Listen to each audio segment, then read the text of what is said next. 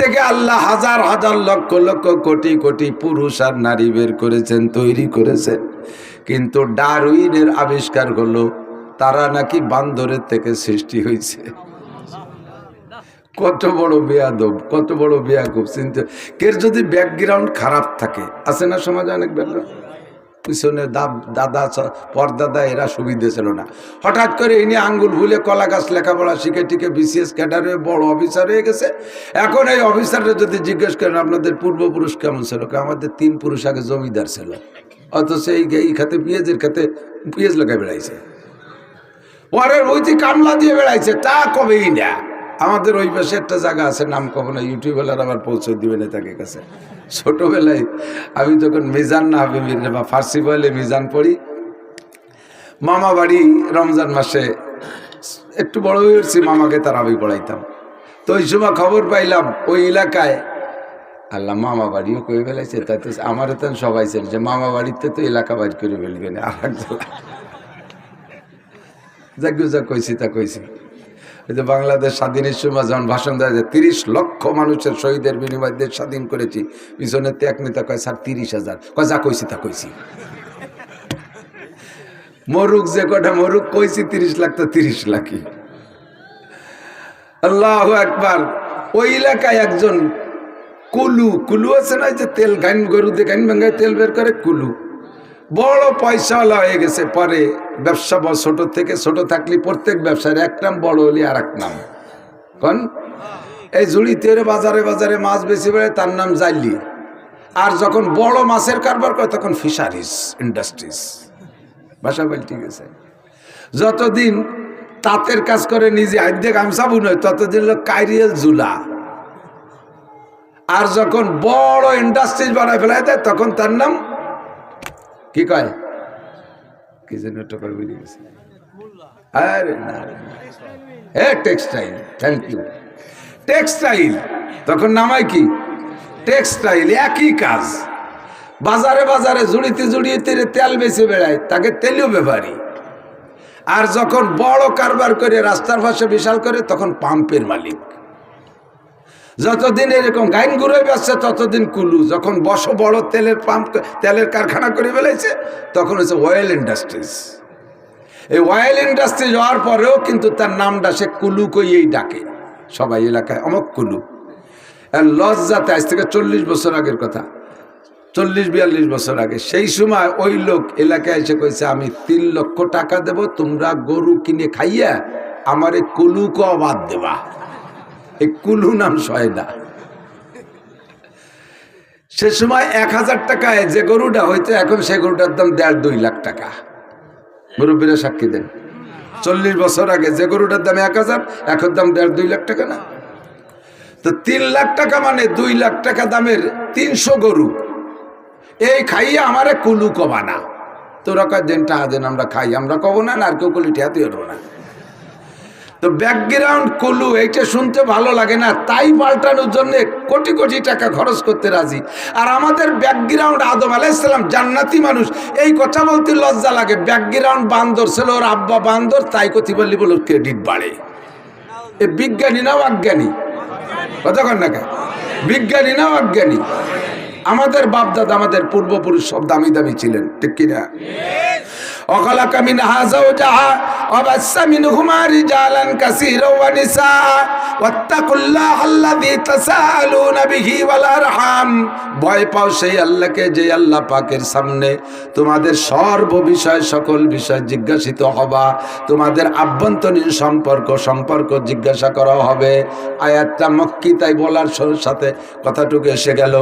আর যেসব আয়াতের শুরুতে দেখবেন ইয়া আইয়ুহাল্লাযীনা আমানু, এই আয়াতের শাব্দিক তরজমা হলো হে ওই সকল মানুষরা তোমরা যারা ঈমান এনেছো, আল্লাহর প্রতি বিশ্বাস স্থাপন করেছো।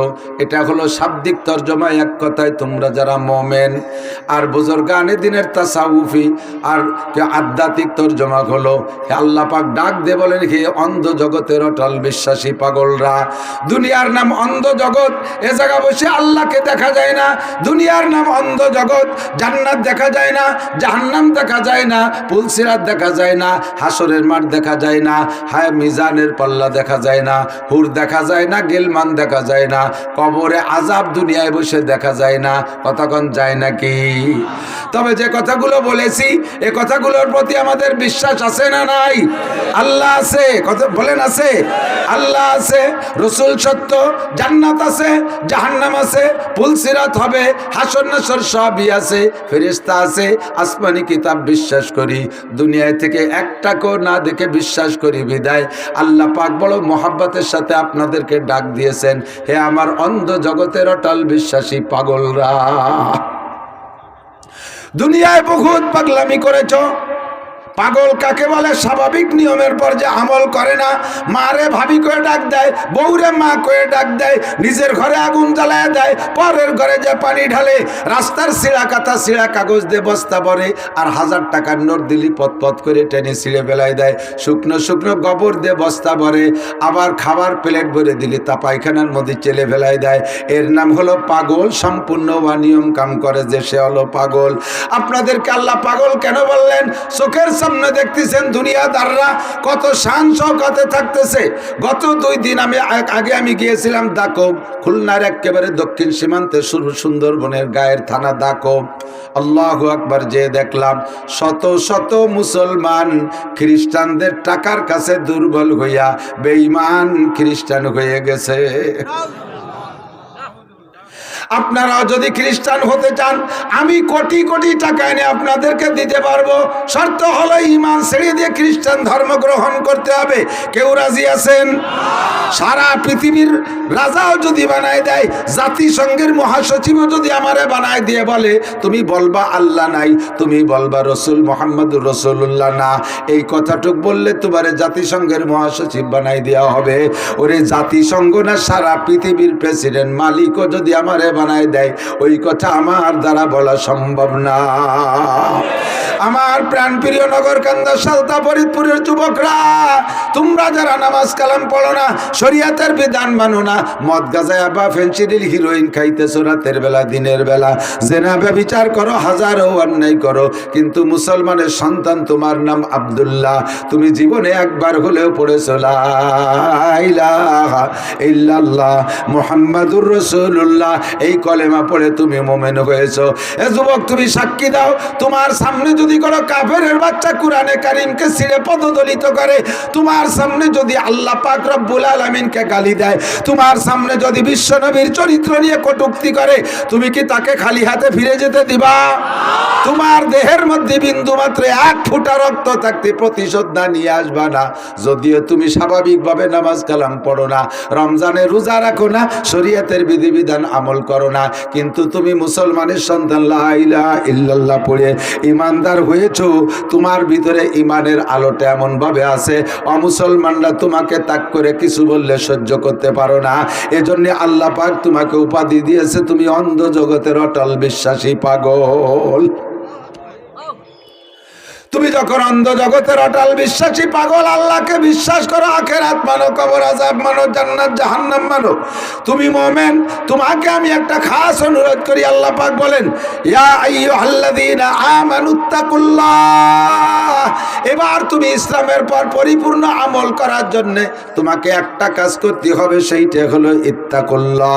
ভয় পাও দোস্ত, আল্লাহকে ভয় পাও, পাগলামি করো না, আল্লাহকে ভয় পাও। ইত্তাকুল্লাহ, ভয় পাও। জোরে বলেন কাকে? লা নাকাফু আহাদান ইল্লাল্লাহ, আল্লাহ ছাড়া কেউকে ভয় পাই না, আল্লাহ ছাড়া কেউকে ভয় পাই না। আগুনরে ভয় পাই কতক্ষণ?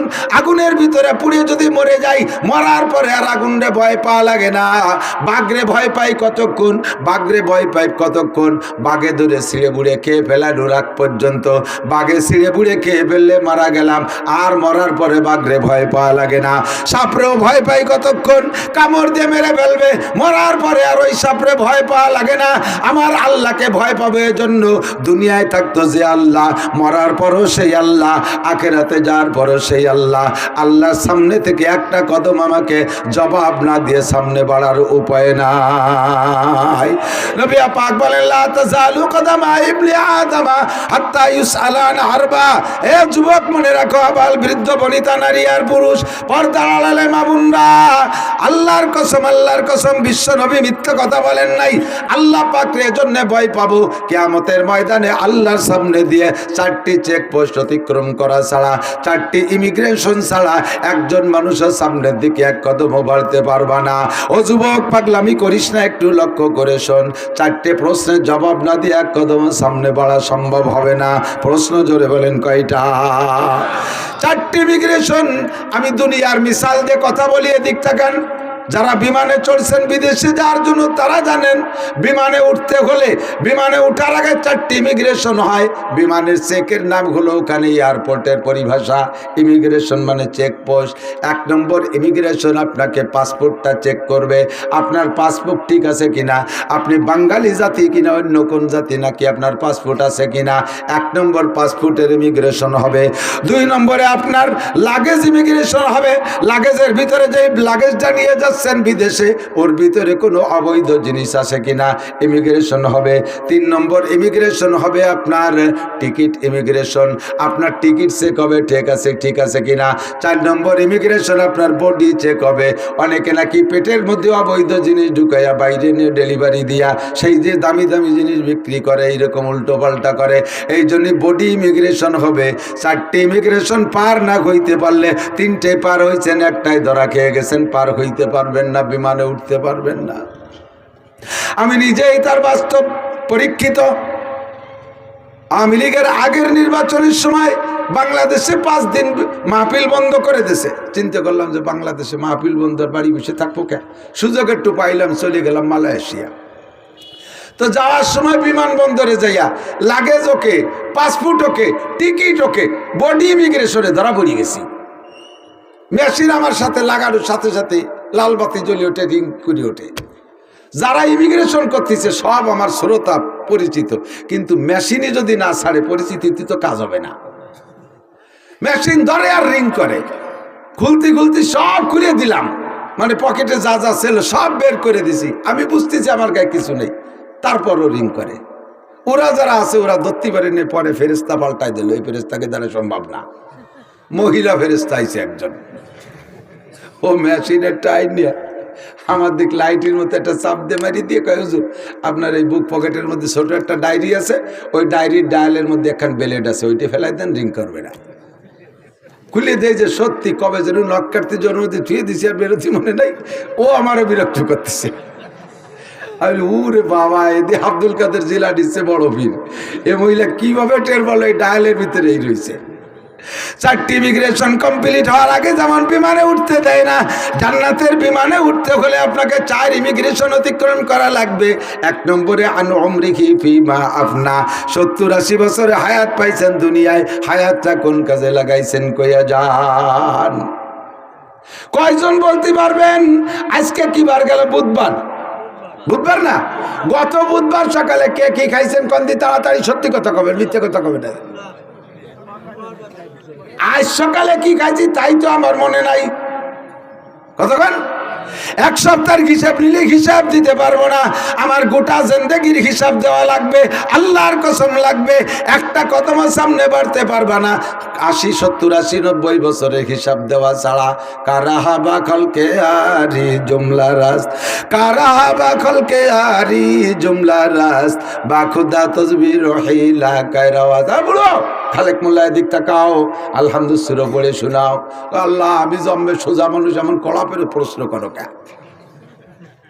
আল্লাহ কয় এত সোজা তোমার ছেলে মেয়ে কয়টা? আল্লাহ মোটে 12টা। এত সোজা, পারো না, 12টা ছেলে মেয়ে বানাতে পারলে কিভাবে? পারো, পারো না। আত্তাহিয়াতু শুনাও, দোয়া কুনুত শুনাও, সূরা ফাতিহা শোনাও, ইখলাস শোনাও, দুরূদ শরীফ আমারে শোনাও, তিলাওয়াত শোনাও, কোরআন শরীফ শিখাও, শোনাও। ইংলিশে বুড়ো মানুষ রিটায়ার্ডের পরে দেখি পেপার পড়ে, ইংলিশ পেপার, ঠ্যাঙের পর পাও দিয়ে চেয়ারে সাইতে শুয়ে সে পেপার পড়ে। বুড়ো মানুষ English paper. IA BMA pass করছো, এর জন্য কত সময় দেছো? আমার কোরআন শিখতে জন্য কতটুকু সময় দেছো একটু কইয়া যাও। আরে স্যার দোকানে বসে ঘন্টার ঘন্টা সময় লাগাইছো। মসজিদে তাবলীগ জামাত আইছে, কতবার পিড়ে পিড়ি করছে, বাড়ির কাছে যে ডাকছে আছে, দোকানে যায় গাছ করে আসছে, তাদেরকে ওয়াদা দেশ আসতেছি মসজিদে আসো নাই। ও বান্দা 7 দোকানের সময় লাগাইলে মসজিদে কেন আসলে না? আয় আমার কাছে এই টাইপের জবাব দিয়ে যা। তোরে 80 বছর হায়াত তোর আব্বা দেয় নাই, তোর মা দেয় নাই, তোর রাজা বাচ্চা দেয় নাই। অমান্য আমির গুনুনা কিছু ফিল খালক, আমি আল্লাহ তাআলা তোকে লম্বা হায়াত দিয়েছি, আর তোরে এই শিক্ষা দেওয়ার জন্য বার্ধক্যে নিয়ে তোরে দুর্বল বানাই দিছি। তোর যৌবনকাল কেমন ছিল মনে আছে? বার্ধক্যে এসে কত দুর্বল হয়ে গেছিস। এ সময় পর্যন্ত মসজিদে যাইতে মনে চায় না। আমার চোখের সামনে আমার বাড়ির কাছে মসজিদ আছে, এ সাইজের বুড়ো আমাদের এলাকায় আছে। আমাকে কয় বুড়ো সকালে আইসে এই যে মসজিদের দ্বারে 4 দোকান, ওই জায়গায় এসে বসে দুপুর পর্যন্ত বসে রয়েছে, এর মধ্যে নড়াচড়া নাই। জোহরের আজান দিছে, বাড়ি চলে যায়। আজান দিলি বাড়ি চলে যায়। সব উল্টে গেছে। এদিক টাকান, আগে ঘরে বসে মানুষে গল্প স্বল্প করতেছে, ঘরে বসে গল্প করতেছে 4 বছর। যদি এর মধ্যে একজনের বাথরুমের জরুরত হতো, তাহলে কি কতক্ষণ দি তোমরা বসো, আমি একটু বাইরেতে আসি, তাই করতো না? আগে বাথরুম ছিল কোন জায়গা? বাইরে ছিল না। এখন উঠোনে বসে গল্প, আরে পায়খানা আসে, তোরা আমি একটু ঘরেতে আসি। বাথরুম সব ঘরে ঢুয়ে গেছে, অ্যাটাচড হয়ে গেছে, পাল্টে গেছে না সব। আগে মুসল্লিরা মাঠে ঘাটে কাজ করতো, চকের মধ্যে কাজ করতো। আজান দিলে কয় এ চল যাই মসজিদে যাই, কেউ যদি না যায় কয় তোরা কাজ কর, আমি মসজিদিতে আসি। আর এখন মসজিদের ধারে 4 দোকান বসে গল্প করে, আজান দিলে কয় তোরা বয় আমি বাড়িতে আসি। সময়টা কিভাবে চলে গেল একটু খেয়াল করলেন না? এই সময়ের হিসাব দেওয়া লাগবে কি লাগবে না? না বুঝতে পারতেছি না, একটু খেয়াল করে না, বুঝাইতে পারতেছি না। 70-80 বছরের হিসাব দেওয়া লাগবে। 1 নম্বর ইমিগ্রেশন, দুনিয়ার সব কাজ তোমার পরিপাটি। বুড়ো মানুষ ময়লা কাপড় পরো না, বুড়ো মানুষ জামা লুঙ্গি পর্যন্ত আয়রন করে ব্যবহার করো। বেড বিছানাটা কত সুন্দর, তোমার আলনাটা কত সুন্দর করে সাজানো। ও মহিলা পুরুষ, তোমার নামাজ কালাম কেন সুন্দর করে সাজানো না? আমার কাছে গোটা জিন্দেগির হিসাব দিয়ে যাও। 2 নম্বর যুবকরা আমার দিক তাকাও। ওয়ান শাবাবিহি ফিমা আল্লাহ, ভয় করব আল্লাহকে কেন? এই প্রশ্নগুলো সরাসরি আল্লাহ করবে। আল্লাহর সামনে দাঁড়ায় জবাব দিয়ে যাইতে হবে। আনজাও শাবাবিহি, যৌবনকাল সম্পর্কে জবাব দেয়া লাগবে। তোমার সুন্দর এই সুঠাম বডির অধিকারী তোমার মা বানাই দেয় নাই, তোমার আব্বা বানাই দেয় নাই। এত সুন্দর নকনকে দেহটারে কোন কাজে লাগাইছো? তুমি যদি ইচ্ছা করো আজকে বাইসাইকেল চালাইয়া কালকে থেকে চরমুনাইয়ের ময়দানে অ্যাটেন্ড করবা, বাইসাইকেল চালাইয়া বরিশালের চরমুনায় যাইতে পারো ইচ্ছা করলে। আবার তুমি ইচ্ছা করলে এখান থেকে বাইসাইকেল চালায় কয়েকদিন পর কাশিয়ানির উড়াকান্দিও যে অ্যাটেন্ড করতে পারো। ঠাউর বাড়ি সে জায়গার মেলায় তুমি যাইতে পারো। ইচ্ছা করলে রাতটা ভর দাঁড়ায় দাঁড়ায় তুমি ঠান্ডার ভিতরে দাঁড়ায় তাহাজ্জুদ নামাজ পড়তে পারো। ইচ্ছা করলে তুমি রাতভর দাঁড়ায় দাঁড়ায় মেসি নেইমারের ফুটবল খেলাও দেখতে পারো। ও যুবক, তোমাকে ট্রাই করেছি, তুমি মেসি নেইমারের ফুটবল খেলার রাত 2টে 3টে 4টে ম্যাচ মিস করো নাই। যুবক, তুমি সবে বরাতে এভাবে হেলায় হারাইলে কেন? ও যুবক, তুমি রাতের বেলা তাহাজ্জুদ কেন পড়ো নাই? বাইসাইকেল চালাইয়া তুমি ইস্তেমার মাঠে যাইতে পারতা, সে জায়গা না যায় তুমি কুয়াকাটা কক্সবাজার দিয়ে ঘুরে বেড়াইছো। কাজেই তোমার যৌবনকালটাকে অবমূল্যায়ন করেছো, সময় নষ্ট করেছো। কেন নষ্ট করেছো আমার কাছে জবাব দিয়ে যাও। পক্ষান্তরে তোমার যৌবনকালে যদি তুমি ভালোভাবে কাটাইতে, তোমার জন্য পুরস্কার কি রয়েছে? উলামায়ে কেরাম বহুবার বলেছে, আল্লাহু আকবার ওয়া শাবুন নাশা ফি ইবাদাতিল্লাহ। হাসরের মাঠে যখন পায়ের নিচে জমিটা পোড়া তামার মতো লাল টকটকে থাকবে, মানুষ দাঁড়ায় থাকতে পারবে না। ওদিকে সূর্য, সূর্য থাকবে মাত্র 4 আঙ্গুল উপরে, সূর্য থাকবে মাত্র মাথার 4 আঙ্গুল উপরে। এখনো প্রখর গরম শুরু হয় নাই, মোটামুটি শীতের আভাস আছে। তারপরও মাঠে যায় পেঁয়াজের খাতে যাইয়া একটানা 2-4 ঘন্টা কাজ করা যায় না, কষ্ট হয়ে যায়, গরম লাগে, গাছতলা যে একটু বিশ্রাম নিয়ে আসা লাগে। আর সূর্যটা রয়েছে 9,30,00,000 মাইল উপরে। আরে 9,30,00,000 মাইল উপরের সূর্যের তাপ যদি সইতে না পারো, আল্লাহর কসম মাথার 4 আঙ্গুল উপরে সূর্য থাকবে, ওই সূর্যের তাপে পায়ের নিচে জমিটা পুড়ে তামা লাল হয়ে যাবে। চটপট করে বলবা, রব্বানা আখরিজনা মিনহা ফাইন শিতা আদখিলনাল জান্নাতা ওয়া ইন শিতা আদখিলনান নার। তোমার মেহেরবান আল্লাহ, মনে চাইলে জান্নাতে দাও, মনে চাইলে জাহান্নামে দাও, হাসরের মাঠ থেকে বের করো। এই জায়গা থাকতে পারছি না, সহ্য করতে পারছি না। ও যুবক, এই বিপদ মুহূর্তে যুবক আর যুবতী, তোমাদেরকে আল্লাহর নবী গোসাই গেছে হাত ধরে নিয়ে আরশে আজিমের নিচে বসাইয়া দিবে। নবী পাক কলিজা ঠান্ডা করার মতো হাউজে কাউসার তোমার জন্য পেয়ালায় করে রেডি করে বসে আছেন। নবী পাক তোমাকে হাউজে কাউসার পান করায় দিবে। নবীকে হাউজে কাউসার দিয়েছে আল্লাহ। ইন্না আতাইনাকাল কাউসার ফাসাল্লি লিরাব্বিকা ওয়ানহার ইন্না শানিআকা হুয়াল আবতার। আমার নবীকে আল্লাহ হাউজে কাউসার দিয়েছেন। এই হাউজে কাউসার নিজি হাতে তোমারে পেয়ালায় পান করায় দিয়া বলবে, হুজুর বলেন ফামান শারিবা লাম ইয়াজমা আবাদা। ওই জায়গা পিপাসায় বুকটা ফেটে যাবে রে যুবক। তোমার আব্বা মা কেউ তোমার এক গ্লাস পানি দেওয়ার মতো নাই। জিবরাইল মিকাইল কোনো ফেরেশতার ক্ষমতা নাই পাশ কাটিয়ে যে এক গ্লাস পানি তোমারে পান করায় দেবে। একমাত্র নবী পাকের হাউজে কাউসার ছাড়া যৌবনকালটাকে যদি তুমি ইবাদতের মধ্যে কাটাইতে পারো, একটু প্রতিজ্ঞা করো যুবক, অনেক কষ্টের কিছু না। যৌবনকালে ইবাদত করা বড় সহজ। এই সময় শক্তি আছে, সমর্থ আছে। ইচ্ছা করলে শীতের রাত্রে গভীর রাত্রে উঠে তুমি ঠান্ডা পানিতে গোসল কইরা পাতলা একটা জামা গায়ে দিয়ে ফজর পর্যন্ত দাঁড়ায় দাঁড়ায় নামাজ পড়বা, তুমি কাঁপবা না। বৃদ্ধ হয়ে গেলে কিন্তু এই কাম করা যায় না। বৃদ্ধ হয়ে গেলে গরম পানি দিয়ে অজু বানায়, তাড়াতাড়ি মুছে জ্যাকেটের মধ্যে হাত ঢুকানো লাগে, নইলে ওই হাতে প্যারালাইসিস চাইছে যাই হাত পাও ভেঙে নিয়ে আসে। দাঁড়াইয়া নামাজ তো দূরের কথা, বসেও পড়তে পারে না, ল্যাপ গাইতে শুয়ে পড়া লাগে। ওই বয়সে কিছুই করা যায় না। যৌবনকাল রে কাজে লাগাও যুবতী মাইয়া। ফেসবুক, টেলিভিশন, ইউটিউবের ভিতরে যেভাবে চক্ষু লাগায় ঢুকে আসো, ওই চক্ষুটা ওখান থেকে উঠাই আই না, একটু কোরআনে কারিম তিলাওয়াতের মধ্যে ঢুকাও। স্কুল কলেজ ইউনিভার্সিটিতে যারা পড়াশোনা, দেখবা তুমি যদি সকালবেলা ফজরের নামাজ পড়া সূরা ইয়াসিনটা তিলাওয়াত কইরা বই নিয়ে পড়তে বসো, অন্যদিন বিনা ইয়াসিনে পড়লে যে কয় ঘন্টা লাগে একটা কিছু মুখস্থ করতে, আজকে তার চেয়ে অনেক কম সময়ের মধ্যে তোমার মুখস্থ হয়ে যাবে। ফজরের নামাজ পড়ে তিলাওয়াত করলে বুকের ভিতরে সাহস আসবে। স্কুলে যাবি, কলেজে যাবি, যে জায়গা যাবি, আল্লাহ তোরে আলাদাভাবে পাহারাদারি করবে, হেফাজত করবে। নামাজ পড়ে বের হবা, তিলাওয়াত করবা, মজাই পাবা আলাদা। এই কামটা যৌবনকালে করা সম্ভব, বৃদ্ধকালে সম্ভব না। 2013 সালে আমি 20 জনের এক জামাত নিয়ে তবলিগে গেছিলাম কিশোরগঞ্জ। এর ভিতরে 12 জন ছেলে স্কুল কলেজের যুবক, আর আমরা আলেম ছিলাম 3 জন, 12 আর 3 15, আর 5 জন ছিল এই কায়দা মতো পাকা পাকা বুড়ো। আমরা 3 হুজুর প্ল্যান করলাম তবলিগে যাইয়া 5-6 ঘন্টা খালি ফাজাইলে আমার তবলিগে নিসাব পড়ে। আর কোরআন শরীফ মস্ক করা, সূরা মস্ক করার জন্য 10 থেকে 15 মিনিট বরাদ্দ। এইটা আমারে খুব হিট করছে। আমাকে আমির সাহেব ছিলেন আপনাদের বলমারির মজিবার দারোগা সাহেব, উনারও সেই একমত যে মুরব্বীরা এই করে আমরা ওই করব, এর উল্টো করা যাবে না। আমি বললাম যে ভাই 15 মিনিট কোরআন শরীফ পড়া শুদ্ধ করার জন্য আপনি তো কয় চিল্লা দেশের আলহামদুলিল্লাহ সূরাটা শুনুন দি, কয়টাগুলো বাদ দেন, আগে ভাজাইলে আমার পড়ি। আমাকে বাদ দেবো, আসলটাই ধরবো। কোরআন শরীফ নিজে পড়তে পারো না, এই জন্য কোরআন শরীফ এখানে পড়াবে না বেশি টাইম। আমরা 3 হুজুর আইছি, এই বাকি 17 জনের কোরআন শরীফ শুদ্ধ করে পড়ায় বাড়ি নেব, এই প্ল্যান করছি। আমির সাহেব কড়া বাধা দিচ্ছে, না এটা তবলিগির নিয়ম না, এটা তবলিগির নিয়ম না, তবলিগি কোরআন পড়াপড়ি নাই। আমি যে তবলিগি কোরআন পড়াপড়ি নাই ওই তবলিগ আম্মা বাদ, ও বাদ, আমি ওই তবলিগি করবো না। স্থানীয় কিশোরগঞ্জের পাকুন্দে থানার আমিরকে উনি জানাই দিয়েছে, সব আমির এসে হুজুর নতুন করে আবিষ্কার করবেন না, যেভাবে মুরব্বীরা চালায় সেইভাবে। আমি বললাম যে তাহলে আমি তবলিগি করব না।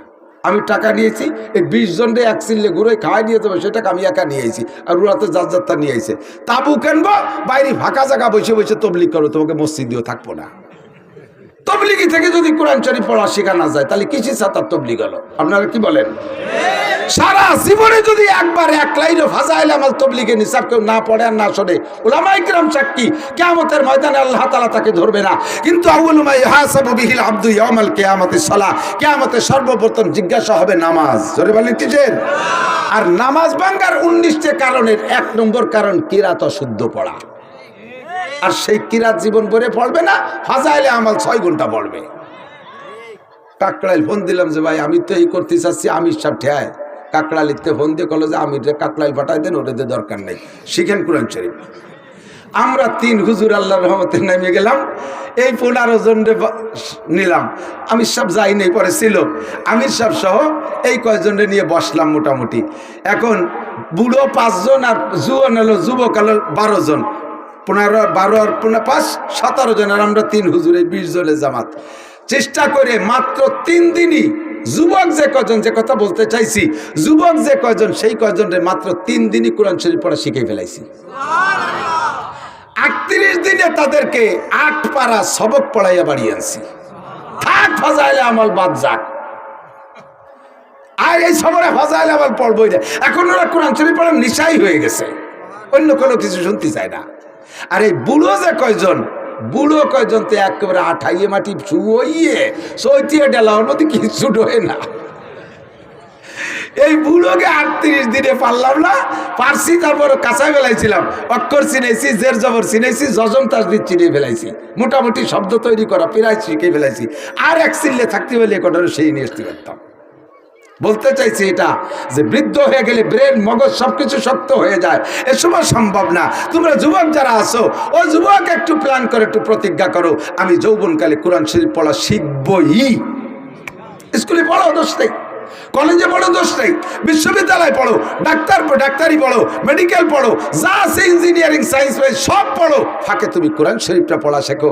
দেখবা তোমার কর্মজীবনটা কত উন্নত হয়, কত উজ্জ্বল হয় কিয়ামতের ময়দানে। শাবুন শাফি ইবাদাতিল্লাহ, যে যুবক তার যৌবনকালটাকে ধর্মের মধ্যে কাটাইলো, ওই যুবকরা যে আরশে আজিমের নিচে ছায়া দেবে, তুমি সেই যুবকদের কাতারে আরশের নিচে ছায়া পেয়ে যাবা। আল্লাহু আকবার। আন শাবাবিহি ফিমা আল্লাহ, যৌবনকাল সম্পর্কে জিজ্ঞাসা হবে, কোথায় কাটাইছো, কোন বাগানে, কোন গাজার আড্ডায়, কোন জায়গায় যে কতটুকু কাটাইছো, ক্রিকেট ফুটবল হাডুডুর মধ্যে কতটুকু সময় দিয়েছো, খেলা করার ভিতরে খেলা দেখার মধ্যে কতটুকু সময় দিয়েছো, জবাব দিয়ে যাও। 3 নম্বর ইমিগ্রেশন আন মালিহি, মাল সম্পর্কে জিজ্ঞাসা করা হবে, মিন আইন আকতাসাবা ফিমা আনফাকা, এই মালের মালিক তুমি কিভাবে হইলে, কোত্থেকে কামাই করেছো, হালাল ভাবে উপার্জন করে হারাম ভাবে খরচ করেছো, এটাও তুমি অন্যায় করেছো। উদাহরণ নেনে দিক তাকান, ভ্যান চালায়া টাকা কামাই করা বড় কষ্টের টাকা, হালাল টাকা। রিক্সা চালায় টাকা কামাই করেছেন, নসিমন করিমন চালায় টাকা কামাই করেছেন, পেঁয়াজের খাতে কামলা দিয়ে টাকা কামাই করেছেন, এমন করে বিভিন্নভাবে টাকা কামাই করেছেন, হালাল ভাবে কামাই করেছেন। সপ্তাহের পরে যাইয়া, সপ্তাহের শুরুতে শনিবারে যাইয়া ব্যারাকের কিস্তি দেন, গ্রামীণ ব্যাংকের কিস্তি দেন, আশা প্রশিকার কিস্তি দেন, এই কিস্তিতে সুদে দিনা শোধ করতেছেন। কামাই করছেন হালাল ভাবে, খরচ করছেন হারাম ভাবে, আপনি সুদের সাথে জড়িত হয়ে গেছেন। নবী পাক বলেন, আর রিবা সাবউনা জুজআ, সুদের ভিতরে 70টা স্তর আছে, অর্থাৎ সুদের গুনার 70টা স্তর। প্রথম স্তরের গুনাহ হলো হারবুম বিল্লাহি ওয়া রাসূলিহি, আল্লাহ রসুলের সাথে যুদ্ধ করা। আল্লাহ পাক রব্বুল আলামিন কোরআনে কারিমের ভিতরে নিজেই বলেন, সুদখোর সুদদাতাদের সম্পর্কে আল্লাহ বলেন, ওয়াদারু মা বাকিয়া মিনার রিবা ইন কুনতুম মুমিনিন ফাইন লাম তাফআলু ফাযানু বিহারবিন বিল্লাহি ওয়া রাসূলিহি। ও যারা সুদে কারবারের সাথে জড়িত আছো, তোমরা তাড়াতাড়ি ফিরে আসো।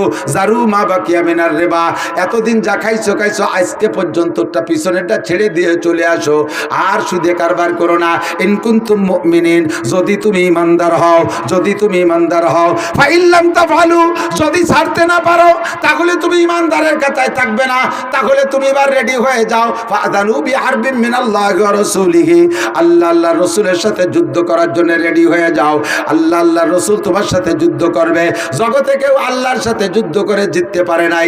নমরুদ পারে নাই, ফিরাউন পারে নাই, কারুন পারে নাই, হামান পারে নাই, সাদ্দাত পারে নাই, আবু জাহাল পারে নাই, আবু লাহাব পারে নাই, উতবা সাইবা কাফেররা কেউ পারে নাই। আল্লাহর সাথে যুদ্ধ করে তুমিও পারবা না। আমার আল্লাহর যুদ্ধ করতে অস্ত্র কামান লাগে না। আল্লাহ পাকের যুদ্ধ করার মাত্র একটা বোমা, বোমাটার নাম হলো কাপনুন পেশকুন। কোন বলার সাথে সাথে হইয়া যায়। সুদে কারবারের টাকা নিয়ে পেঁয়াজের খেতে লাগাইছো, ভরা পেঁয়াজ পাইকে গেছে, পেঁয়াজ উঠাবা তার আগে মাত্র 3 ঘন্টা বৃষ্টি দিয়ে পুরো মাঠের পেঁয়াজটা ডুবাইয়া পচাই দিতে পারে কি পারে না? ফাযানু বিহারবিন মিনাল্লাহি ওয়া রাসূলিহি, সুদে টাকা উঠাইয়া সেই টাকায় দিয়ে মেয়ে বিয়ে দেছো, ও মাইয়ের বিয়েও লাস্টিং করবে না। মেলানির পরে তেলানি গিরনির আগে আগেই বিয়ে, বউতে মাইয়েটা 3 তালাক নিয়ে একেবারে 3 চিল্লায় বাড়ি চলে আসবে। সুদে টাকা উঠাইয়া, ব্যারাকের টাকা উঠাইয়া ছেলেরে চাকরি দেছো, চাকরি লাস্টিং করবে না। সুদে টাকা উঠাইয়া সেই টাকা দিয়ে ছেলেরে বিদেশ পাঠাইছো, ইনকাম তো হবে না, বাক্সো করে লাশও বাড়ি আসতে পারে। সুদে টাকা উঠাইয়া দোকানে পুঁজি বাড়াইছো, দোকানে আগুন লেগে 4 বছর হয়ে যাবে, ঠেকাতে পারবা না। এ সবই আল্লাহ পাকের যুদ্ধ। সুদে টাকা উঠাইয়া ছেলেরে বিয়ে দেছো, বউটা লাস্টিং করে না, বাপের বাড়ি যাওয়ার পরে আর আসে না। সুদে টাকা উঠাইয়া নিজে বিয়ে করছো, ও বউও টেকবে না। সুদে টাকা উঠাইয়া সেই টাকা দিয়ে মুসলমানির অনুষ্ঠান করছো, ও মুসলমানিও টেকবে না। 2-3 বার দেওয়ার বড় কাজে ফিরে আবার কাটতে হবে। সুদে টাকার মুসলমানিও লাস্টিং করবে না। জারুমা বাকি আমিনার রিবা, আল্লাহ কাছে যুদ্ধ আমি করব, আমার সাথে যুদ্ধ করে টিকবি না। 1 নম্বর গুনাহ, 70 গুনার 1 নম্বর গুনাহ। লাস্টে যাইয়া একেবারে 70 নম্বর, হ্যাঁ 70 নম্বরের সুদে গুনাহ। আপনাদের এদিক তো সুদে কারবার নেই? না না না, সবাই দাঁত মেজে ফেলাইছে। হ্যাঁ আছে। 1000 টাকার সাথে 1 মণ পিএস, এ সুন্নত আছে না? 1000 টাকার সাথে 10 কেজি পাট, এ সুন্নত আছে না নাই? 1000 টাকার সাথে 1 মণ ধান, 1000 টাকার সাথে 100 টাকা। ওই টাকা 100 না দিতে পারলে পরের মাসে থেকে 1100 টাকা, 110 টাকা। চক্রবৃদ্ধি সুদ বাড়তে আছে না নাই? 70 নম্বরের গুনাহ যেটা, সুদখোর সাবধান হয়ে যাও। 70 নম্বর গুনাহ হলো আইয়ানকি আর রজুলু উম্মা। সুদখোর যদি, সুদখোরের 70 নম্বরের গুনাহ হলো কোন পুরুষ যদি তার মারে বিয়ে করে। কাঁপে না কেউ? মারে বিয়ে করলে কি বিয়ে হয়? সারা দুনিয়ার সব রেজিস্টার এসে যদি আলাদা আলাদা খাতায় স্বর্ণ করে ছেলেরে মারে বিয়ে দিয়ে দেয়, এই বিয়ে কি বিয়ে হয়? দুনিয়ার অন্য জায়গাও জেনা করলে জেনা হয়, কিন্তু এইটাই হলো জঘন্য। এই ভাষাটাই বলা বড় লজ্জাজনক। যেহেতু করে হাদিসের মধ্যে আসছে, যেহেতু হাদিসে আসছে তাই বলতে সাহস পাইলাম। মাকে বিয়ে করে মায়ের সাথে জেনা করা যেমন, সুদের 70 নম্বর গুনাহটা তেমন। যদি কেউ পারো মায়ের সাথে জেনা করতে, তাহলে সে আজকে থেকে সুদে কারবারের সাথে জড়িত থাকবা, ব্যারাকের সাথে জড়িত, অ্যাডামসের সাথে জড়িত, কারিতাসের সাথে জড়িত, বিআরডিবির সাথে লেনদেন, গ্রামীণ ব্যাংকের সাথে লেনদেন, আশার সাথে লেনদেন, যত সুদের সংস্থা আছে এবং পারিবারিক সুদ আছে, সামাজিক সুদ আছে, সুদে কারবার যতগুলো আছে সবগুলো সম্পর্কে আল্লাহর কাছে জবাব দেওয়া লাগবে। আন মালিহি মিন আইনা ইকতাসাবা ফিমা আনফাকা। কামাই করছো হালাল ভাবে, খরচ করো যাইয়া সুদের ভিতরে যাইয়া, এটা অন্যায়। 2 নম্বর, কামাই করছো হারাম ভাবে, হালাল ভাবে খরচ করছো। যেমন ঘুষ খাইয়া মোটা টাকা কামাই করে 50 লাখ টাকা দিয়ে মসজিদ করে দেয়, 50 কোটি টাকা দিয়ে কাবার গিলাপ বানায় দেয়, আইতকুর নেকিও হবে না, পুয়াডা নেকিও হবে না। বরং হাদিসে আসছে লা সাদকাতা মিন গুলুলিন, হারাম মালের সদকা আল্লাহ কবুল করে না। ইন্নাল্লাহা লা ইয়াকবালু ইল্লা বিত-তাইয়্যিব, আল্লাহ পবিত্র দান ছাড়া গ্রহণ করে না। তুমি দিয়েছো মসজিদ বানাইয়া, ওই মসজিদে নামাজ পড়ে আরবিটারা জান্নাতে যাবে, তবে মসজিদের বিনিময়ে যেটা পাওনা ছিল তুমি পাবা না।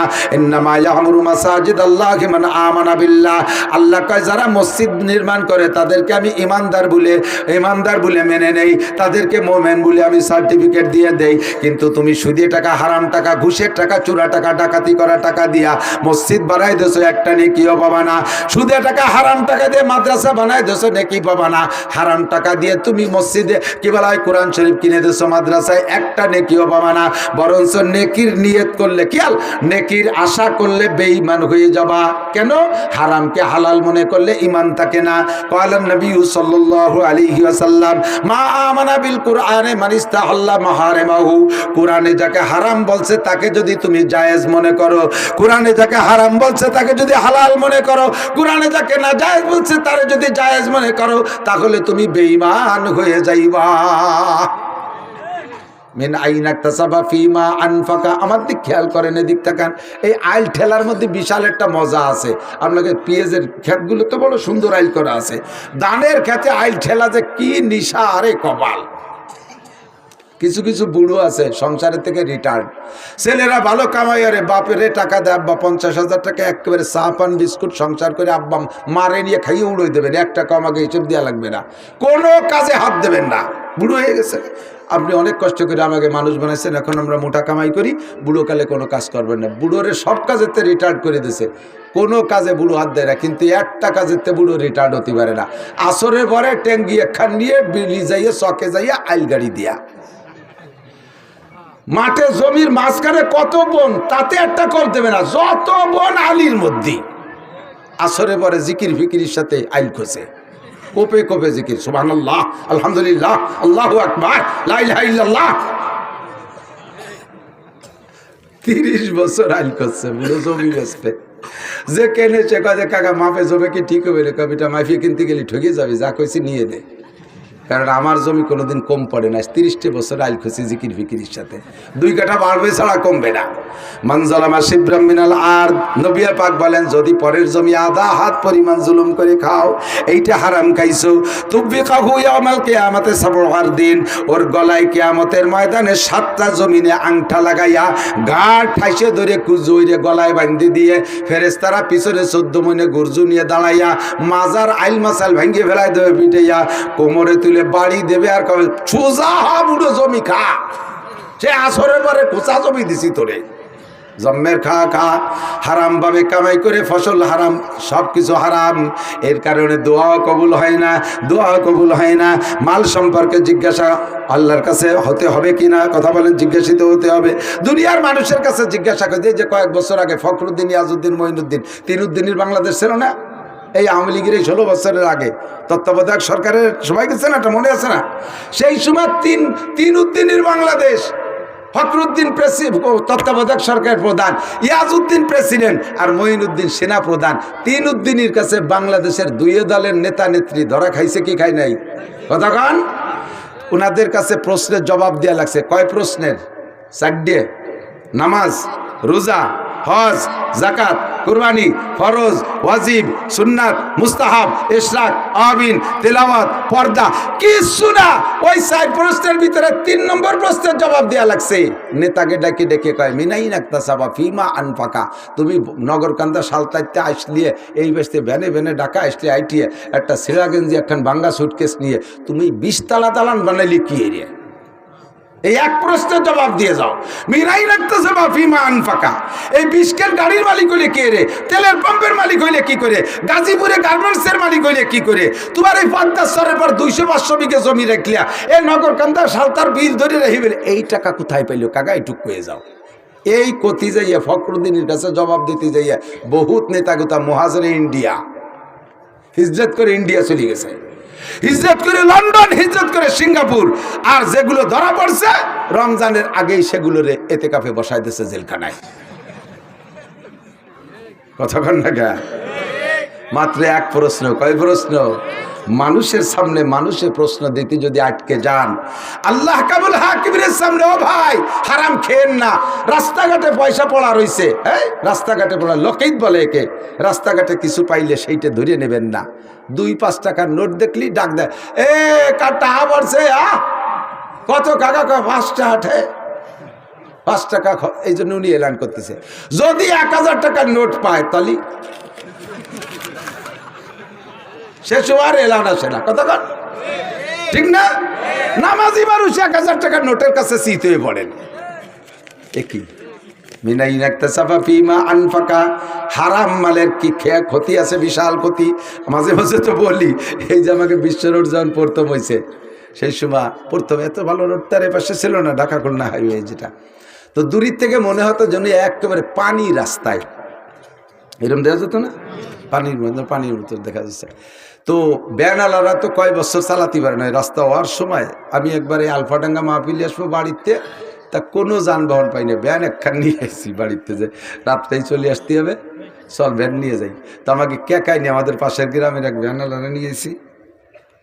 আসার সময় কদ্দূরও চালাইছে, এরপরে ওর ভ্যান আমি পিছন দিয়ে ঠেলি আর ও সামনে দিয়ে টানে, অজে যাচ্ছি ভ্যানে। রাস্তায় লাল লাল কুয়ার ধুলো, গাড়ির ধুলোয় লাল হয়ে গেছি।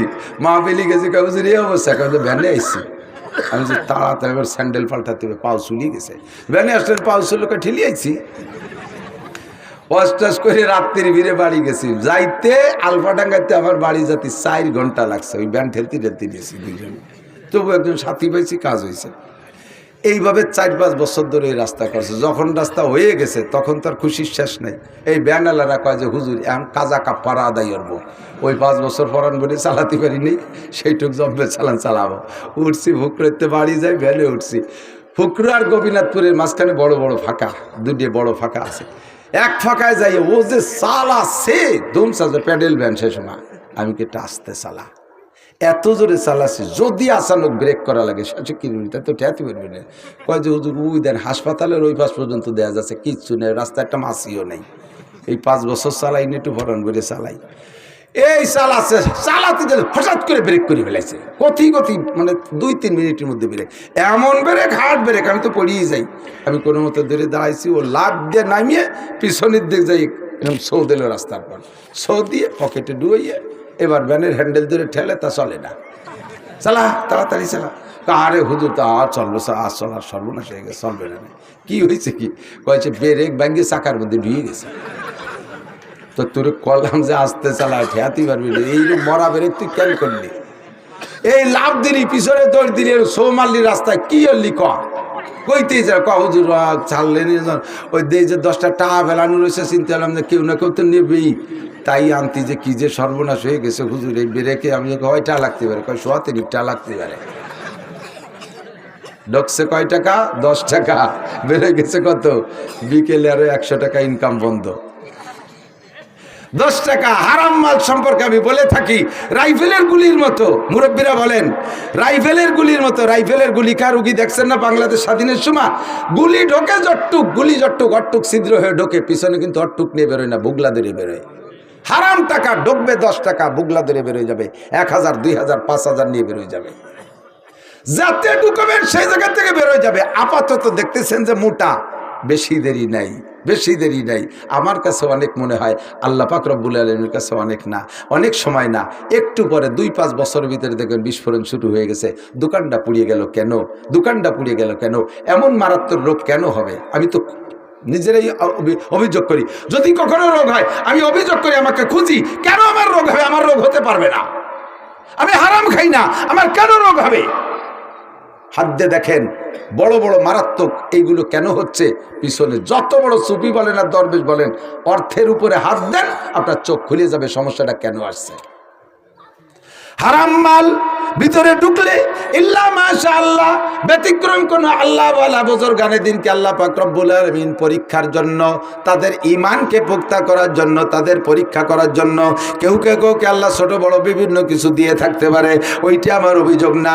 কিন্তু বাকি আমার দৈনন্দিন জীবনযাপনে কোনো অর্থদণ্ডী আমি মেনে নিতে পারবো না। আমাকে যদি হারাম টাকা ভিতরে ঢুকাই ফেলি, তাহলে অবশ্যই এর জবাব আমাকে দিতে হবে। মিনাই নাকতাসাবা ফিমা আনফাকা, রাস্তায় পড়া জিনিস আপনি যদি খুঁটে খুঁড়ে নেওয়ার অভ্যাস থাকে, আপনার সন্তানও ভালো হবে না। আমার দিক খেয়াল করেন, একেবারে চাক্ষুষ প্রমাণ দোস্ত। আমার বাড়ির কাছে আমার এক স্বাস্থ্য ভাই আছে, তার রাস্তার পাশে একটা আম গাছ আছে, বড় সুন্দর একটা আম গাছ, বড় বড় খুব ডকের আম হয়। ওই গাছের রাস্তার উপরে একটা আম পড়ছে। আমার ছোট্ট মেয়েটা 3-3.5 বছর বয়স হবে, কথা বলতে পারে। আমটা পাইয়ে সেই বাড়ি যে বলতেছে, কাকি আপনার গাছের আম পড়ছে।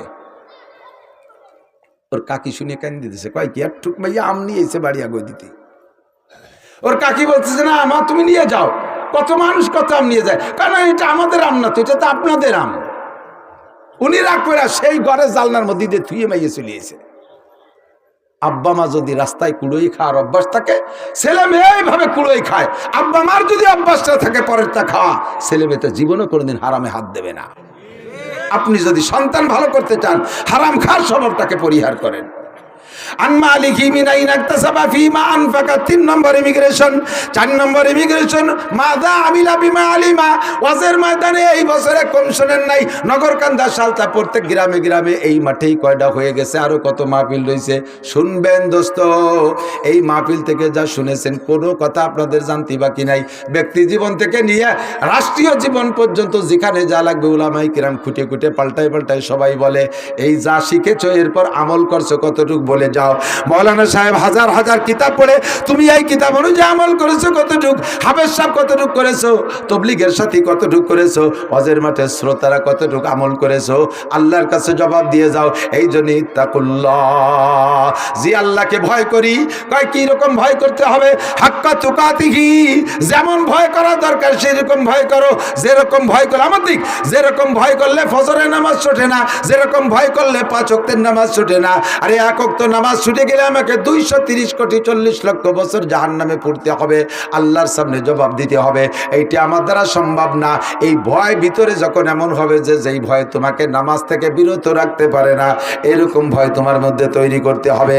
জিনা করতে গেলে আল্লাহকে দেখবা, চুরি করতে গেলে আল্লাহকে দেখবা, পরের মালে হাত দিতে গেলে আল্লাহকে দেখবা। এমন ভয় অন্তরে তৈরি করো। উবুদুল্লাহ কান্নাকা তারাহু, ইবাদতের মধ্যে আল্লাহকে দেখবা, তেলাওয়াতের মধ্যে আল্লাহকে দেখবা, অন্যায় কাজে গুনাহ করতে গেলে আল্লাহকে দেখে ফিরে আসবা। এমন একটা ভয় তোমার অন্তরে সেট করো। যদি যে ব্যক্তি এরকম ভয় সেট করতে পারবে, আল্লাহ পাক রব্বুল আলামিন তার জন্য কয়েকটা পুরস্কার রেখেছে। আমার দিক তাকান, কয়েকটা পুরস্কারের ভিতরে একটা পুরস্কার হলো ওমাইয়াত্তাকিল্লাহা ইয়াজআল লাহু মাখরাজা, যে আল্লাহকে ভয় পায়, যে আল্লাহকে ভয় পায়, আল্লাহ তাকে হাজারো বিপদ থেকে বের হওয়ার জন্য সহজ পথ বের করে দেয়। আল্লাহর ভয় যদি অন্তরে থাকে, আমি এই জন্য এখন পরামর্শ দেই, এ ওয়াজ তো তারা ঘরে বসে পাবে না। জেলখানার মধ্যে যারা আছে, যারা জেলের মধ্যে আটকে আছেন, এতদিন বাইরে থাকতে যা যা করছেন না করছেন, যদি আমাদের এই আওয়াজটা কানে যায়, একটু আমলে নিয়ে আসেন। জেলখানার মধ্যে থেকে আল্লাহর প্রতি ভয় তৈরি করেন। ওই জায়গায় বসে বেশি পাকাপাকি করে না, খালি বাইরতি পল্লিয়ে দেখায় ছাড়িয়ে দেবো। তাহলে কোনোদিন হয়তো বের হতে নাও পারো, আর বের হতে পারলেও এমনভাবে বের হবার দেখানোর ক্ষমতা থাকবে না। কথা কন? তুমি ওর মধ্যে এই প্ল্যান না কইরা নিজেকে নিজে তৈরি করো।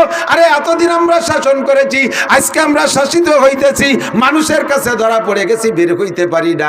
আল্লাহ কামুল হাকিমিনের কাছে যদি ধরা পড়ি, ও নেতারা কত বন আর কত টন আর কত রাস্তা মেরে খাইছো, গরিবের মাল মারিয়ে খাইছো, সরকারি বরাদ্দগুলো ধরে আলোট ধরে মেরে দিয়েছো, রাস্তাঘাট ব্রিজ কালভার্ট সব খেয়ে ফেলাইছো। জবাব আল্লাহর কাছে দেওয়া লাগবে কি লাগবে না? এই ভয়টা অন্তরে তৈরি করো। আল্লাহ কয় ওমাইয়াত্তাকিল্লাহা ইয়াজআল লাহু মাখরাজা, দুনিয়ার কোনো নেতা নেতি বের করতে পারবে না। অন্তরে ভয় তৈরি কর, আমি আল্লাহ বিপদ থেকে বের হওয়ার ব্যবস্থা করে দেব। ওয়ারযুকহু মিন হাইসু লা ইয়াহতাসিব, তাকওয়ার 2 নম্বর পুরস্কার হলো ওয়ারযুকহু মিন হাইসু লা ইয়াহতাসিব, ধারণার বাহির স্থান থেকে আল্লাহ মোটা রুজির হালাল ব্যবস্থা তৈরি করে দিবে। আল্লাহ আমার দিক তাকান। ইউসুফ নবী আলাইহিস সালাতু ওয়াস সালামের তাকওয়া বলবো। ঘরের মধ্যে আটকাইছে জুলাইখা, ছোটবেলা থেকে পালিয়ে পুষে বড় করছে। জুলাইখারে এ ব্যাপারে বিলকুল অভিযোগ করা উচিত না, কারণ এই মানুষটার কাছে অ্যানিমের এভরিবডি দুর্বল। উনি ছোটবেলায় মা মারা গেছে, ওনার ফুফু, আপন ফুফু উনারে নিয়ে পালতো। সেই ফুফু ভাতিজাকে এমন ভালোবেসে বেলাইছে, তার চেহারা, তার চালচলন গুণে। বয়স যখন হয়েছে বাপের কাছে দিতে হবে, সেই সময় ইয়াকুব আলাইহিস সালাম বলতেছে, বোন আমার ছেলেটারে দে। ফুফু কয় না ভাই, দিতে পারবো না, ওরে দিলে আমি বাঁচবো না। ফুফুর সাথে ভাতিজার কোনো খারাপ সম্পর্ক না, কিন্তু এমন চেহারা, এমন ভালোবাসা তৈরি গেছে, ছাড়তি রাজি না।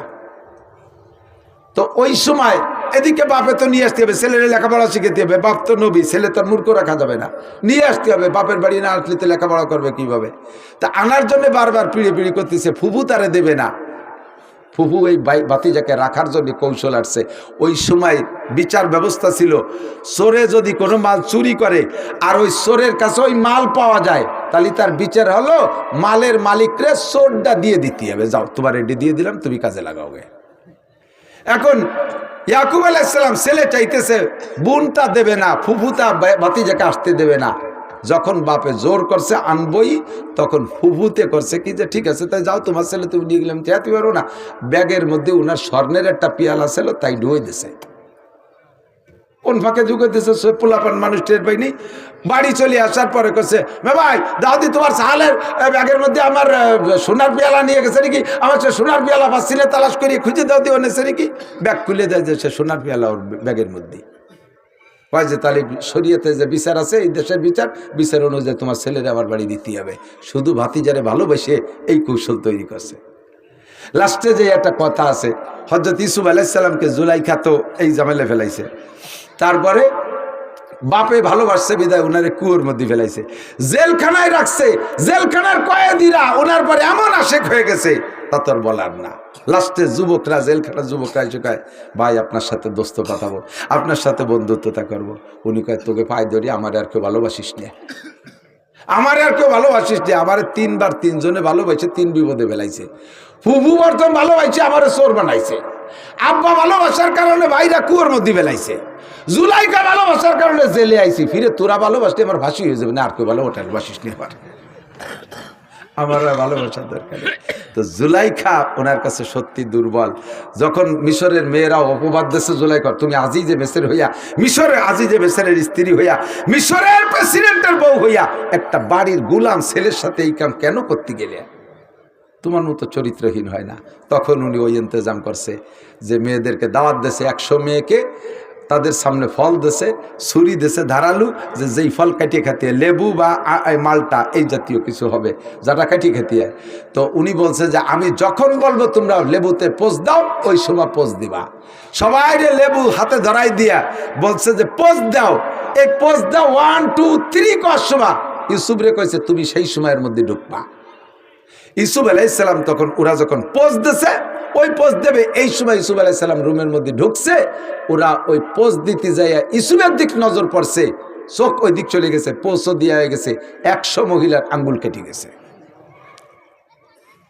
সমস্ত মেয়েরা এক বাক্যে বলে উঠছে আপনার কোনো দোষ নেই, জায়গা মাজুর, অসম্ভব। এই চুহা চেহারা সামনে থাকবে আর নিজেকে কন্ট্রোল করবা, এটা সম্ভব না। 8টা 7টা দরজা ঘরের ভিতরে, বাচ্চা যখন অফিসে চলে গেছে আগের থেকে মিস্ত্রি রেখে, এমনিতে আমাদের এখন তো অনেক ধরনের লক হয়েছে, দরজায় তালা তুলে হয়েছে, আর সে সময় বাইরে থেকে শিকো তালা দেওয়া যাইতো, ভিতর দিয়ে খিল আটকাই দিতে হতো ঘরের ভিতরে। তো সেইভাবে ছিল খিল, কিন্তু খিল যদি আটকাই দিয়ে ইউসুফরে এভাবে অ্যাটাক করে তো ইউসুফ খিল খুলে খুলে চলে যেতে পারে। এই জন্যে মিস্ত্রি ডেকে আগে কড়া লাগাইয়া ভিতরে তালা সিস্টেম করে নিয়েছে, যাতে তালার চাবি থাকলে আমার কাছে খুলতে পারবে না। এইভাবে 7টা দরজা আটকাইয়া তালা দিয়ে ভিতরে নিয়ে সামনে একেবারে খাস রুম, জগতের কেউ নাই, এক আল্লাহ ছাড়া দেখার কেউ নেই। জুলাইখা মূর্তি পূজারী ছিল, মোশরেক ছিল। সে মূর্তি, তার যে ওই রুমের ভিতরে যে মূর্তিটা পূজা করে, সে মূর্তির মাথা কালা কাপড় দিয়ে বাঁধিয়ে ঢেই থুয়ে দিছে। ইউসুফ আলাইহিস সালাম রেডি ওই জায়গা আটকাইছে, সামনের পর নিয়া মৌখিকভাবে প্রাথমিকভাবে কোনো কিছু করে নাই, প্রথমভাবে তার প্রস্তাব দিয়েছে, অন্যায়ের প্রস্তাব। ইউসুফ আলাইহিস সালাম রাজি না, কোনোভাবেই রাজি না। লাস্টে যখন ছাড়েই না, তখন বলতেছে জুলাইখা তোমার এই যে এটা কি, এটা এই যে যেটা মাথায় কাপড় বাঁধছে ওটা কি? যে ওইটি আমার উপস্য, ওইটা আমার মাবুদ, আমি তার ইবাদত করি। তো ওর মাথায় যে কালা কাপড় বাঁধছো কে? সামনে যে প্রোগ্রাম আমি করছি তার চোখের সামনে তো এ কাজ করা ঠিক হবে না, এই জন্যই তার চোখ বেঁধে থুইছি। ইউসুফ আলাইহিস সালাম লাইন পেয়ে গেছে, কয় তুমি যার ইবাদত করো তার চোখ কালো কাপড় দিয়ে বাঁধলি সে দেখে না, আর আমি যার ইবাদত করি তার চোখ কালো কাপড় দিয়ে বাঁধাও যায় না, আর তার চোখ অন্ধ করা যায় না, সে সর্বহালাতে আমাকে দেখে। তোমার এই মাটি মূর্তির সামনে যদি অন্যায় না করতে পারো, আমার আহকামুল হাকিমিনের সামনে আমি এ কাম করতে পারবো না। জুলাইখার গায়ের সম্পূর্ণ কাপড় খুলে ফেলাইছে। সেও কিন্তু শ্রীমতী, বিশ্ব সুন্দরী। গোটা দুনিয়ার ভিতরে সবচাইতে সুদর্শন হলো মিশরি মেয়েরা, মিশরি পাকিস্তানি মেয়েরা সবচাইতে সুন্দরী। তার ভিতরে আজিজে মেসের বিশ্ব সুন্দরী, সেই সুন্দরী যুবতী মেয়ে যদি একজন যুবকের সামনে বিবস্ত্র হয়ে যায়, তখন ইমান ঠিক রাখা কত কঠিন। ওই সময় একমাত্র আল্লাহর ভয় ছাড়া আর কোনো ভয়তে কাজ করে না। ইউসুফ আলাইহিস সালাম নিজেই সূরা ইউসুফের মধ্যে আছে, উনি নিজেই বলেন ওমা উবাররিউ নাফসি ইন্নান নাফসা লাআম্মারাতুম বিসু ইল্লা মার রাহিম। ওই মুহূর্তে আমি আমার নিজের আত্মার উপরে দুর্বল হয়ে যাচ্ছিলাম, বারবার আমাকে আত্মায় নফসে উল্টো দিক টানতেছিল। ওই সময় আল্লাহ না বাঁচাইলে আমার বাঁচার কোনো উপায় ছিল না। এর মধ্যে দেখে ইয়াকুব আলাইহিস সালাম ওই রুমের মধ্যে, ইউসুফ আলাইহিস সালামের আব্বা শাহাদাত আঙ্গুল কামড়ায় ধরে বসে রয়েছে। ওই ঘরে কি ইয়াকুব আলাইহিস সালামের যাওয়ার কোনো পথ আছে? উনি বুঝে ফেলাইছে যে আমি যে এই ঘরে আছি আমার আব্বা জানে না, কতকাল চলে এসে আব্বা জানে যে ভাইরা বলছে বাঘে খেয়ে ফেলাইছে। আমি সেই ইউসুফ, এই জায়গা আমার, এই জায়গা আব্বা আসার কোনো দরজা খোলা নেই। আমার আব্বা আসছে মানে আমার আব্বাকে আল্লাহ আমার সামনে দিয়েছে, এজন্য যে আমার বাপের সামনে এই কাম করা যায় না, এজন্য আল্লাহ আমার পাহারায় পাঠাই দিয়েছে। আমি আমার আল্লাহর ভয়ে আমি এ কাম করতে পারবো না। তাহলে কি করা যায়? আল্লাযীনা জাহাদু ফীনা লানাহদিয়ান্নাহুম সুবুলানা। আমি চেষ্টা করি দেখি কতদূর হয়। আল্লাহর ভয় অন্তরে রেখে দরজার কাছে দৌড় মারছে, আর দরজা টাস করে তালাটা খুলে দরজা খুলে গেছে। একের পর এক যে দরজার কাছে যায় খোলে, 7টা দরজা খুলে গেছে, বাইরে বেরোয় চলে গেছে। লম্বা কিস্সা, শেষ ফিনিশিং। আজিজে মিসর নিজের স্ত্রীর ইজ্জত রক্ষার্থে ইউসুফ আলাইহিস সালামের ধরে জেলে দিছে, তুমি জেলে থাকো। উনি বুঝিয়ে ফেলাইছে ঘটনা, কিন্তু আর কোনো কথা নেই। এই যে জেলখানার থেকে বের হলো, কি বলে, এই বিপদ থেকে বের হয়েছে, দুনিয়ার কোনো সহযোগিতা ছিল না, একমাত্র কার ভয়? যুবক, তুমি চেষ্টা করো, অন্তরে ভয় তৈরি করো।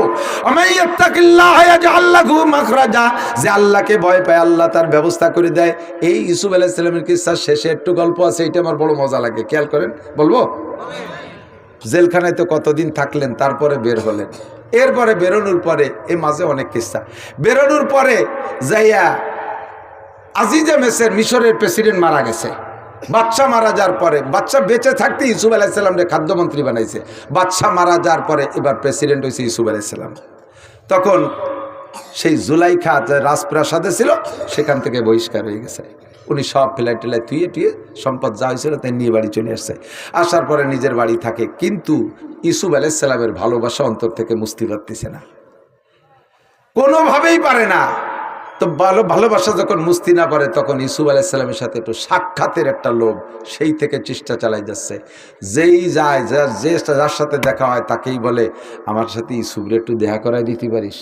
তো সর্বকালেই তো দালাল দুলুল আছে, কয় যে আপা 2000 টাকা দেন, দিয়ে একটা লাইন করতে পারি নাকি, 5000 টাকা দেন, একটা লাইন করতে পারি, ঘুষ করে লাগিয়ে গেছে। এই করতে এই দালালকে টাকা দিতে বুড়ির সব শেষ, ঘর বাড়ি পর্যন্ত বেঁচে ফেলাইছে ইউসুফ আলাইহিস সালামের মহব্বতে, ভালোবাসায়। লাস্টে যাইয়া রাস্তার পাশে একটা ঝুপড়ি, একটা কুড়িয়ে ঘর বানাইয়া ওই জায়গা থাকে। শুনছে যে এই রাস্তা দিয়ে ইউসুফ যায়, তো যখন যায় সেই সময় একটু বেরোয় দেখবো। আর ওই যে মূর্তি, এখনো মূর্তি পূজারি, ওই মূর্তিরে ডেলি পুজো করে, সেবা দেখো। মূর্তি ভগবান ভগবান, লাত উজ্জামানাত বল, সরস্বতী দুর্গা কালী শ্রী লক্ষ্মী ইত্যাদি কইয়া, তুই একটু আমার ইসুফের সাথে একটু দেখা করাই দে, তাহলে তোরে সামনেতে আরো বেশি বেশি পুজো করবো। ওর বাবারও ক্ষমতা আছে নাকি? কিছুই পারে না। আর ইউসুফ আলাইহিস সালামের যে ঘোড়াটায় চড়তেন, ওই ঘোড়াটা ছিল আমার মনে হয় বাংলাদেশি নেতাকে গাড়ি দিয়ে বানাইছে নাকি, না নেতারাও ওই ঘোড়া দিয়ে বানাইছে।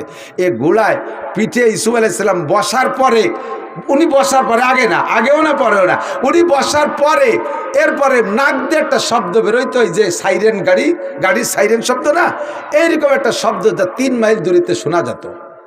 তো ইউসুফ আলাইহিস সালাম তখন তো বিবাহ শাদী করছে, সংসার হয়ে গেছে, রাজা হয়ে গেছে।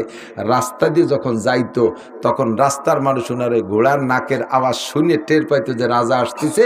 হাজার হাজার মানুষ রাস্তায় এসে দাঁড়াতো, খালি ওনার এক নজর দেখিয়ে তৃপ্তি নেওয়ার জন্য।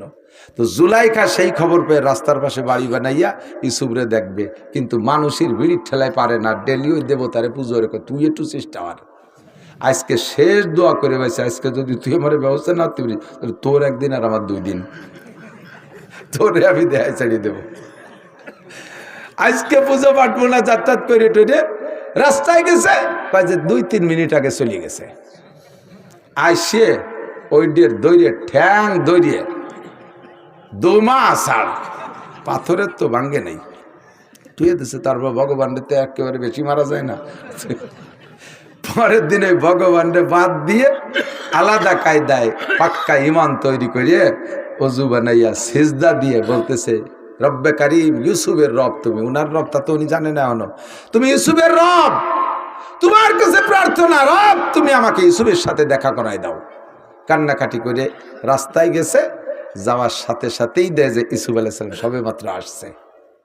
উনিও গেছে আর ইউসুফ আলাইহিস সালাম আসছে, হাত ছানি দিয়েছে। তখন জুলাইখার চেহারা টেহারা কিচ্ছু নাই, চিনার মতো কোনো রং নাই, চোখের পুতুলি উপর দিয়ে ঝুলে চোখ বন্ধ হয়ে গেছে, অন্ধ হয়ে গেছে, দেখে না।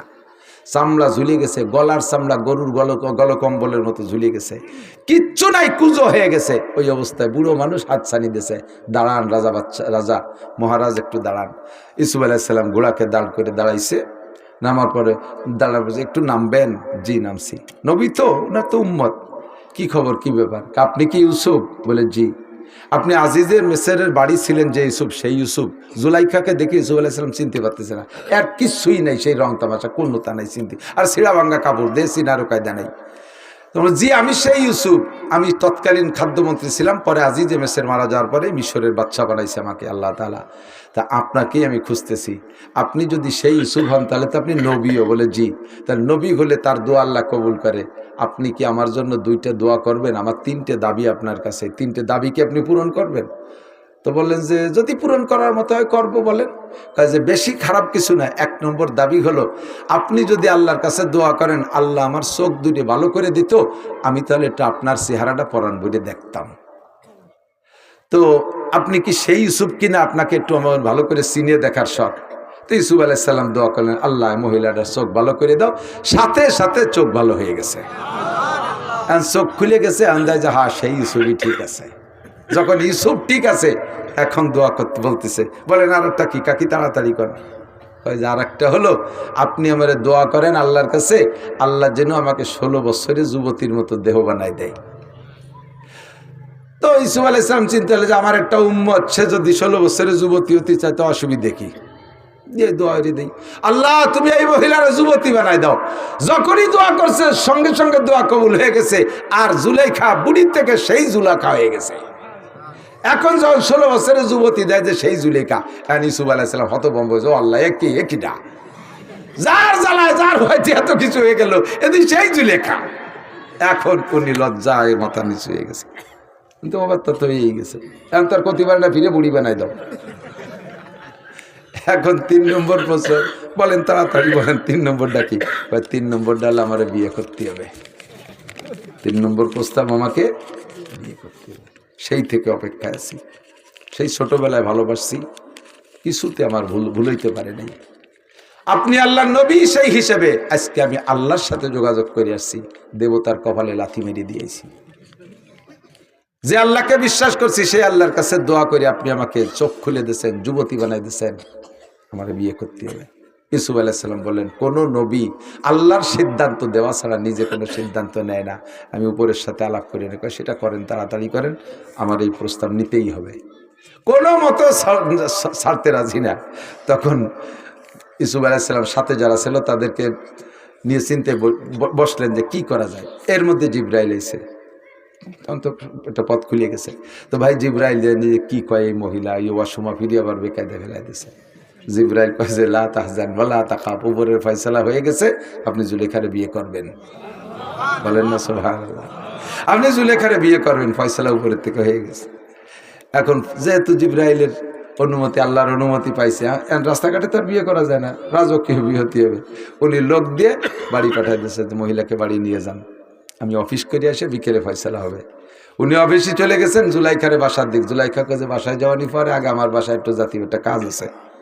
কি কাজ?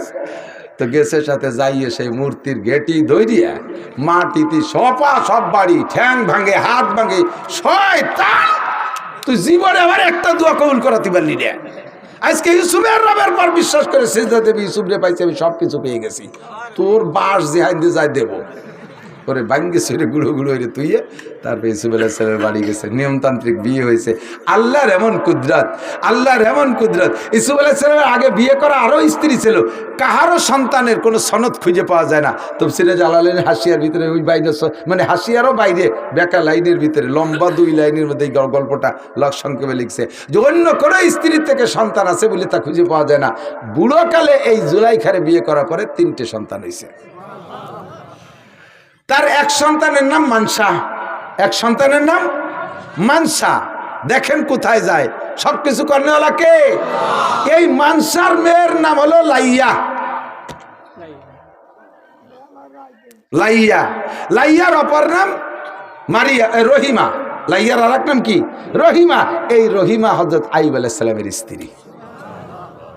কোথা থেকে কোথায় ঘুরে ঘেরাইয়া কিভাবে নিয়ে জায়গায় জোড়াই দিয়ে আবার সুন্দর একটা নবীওয়ালা নসল জারি করে দিয়েছে।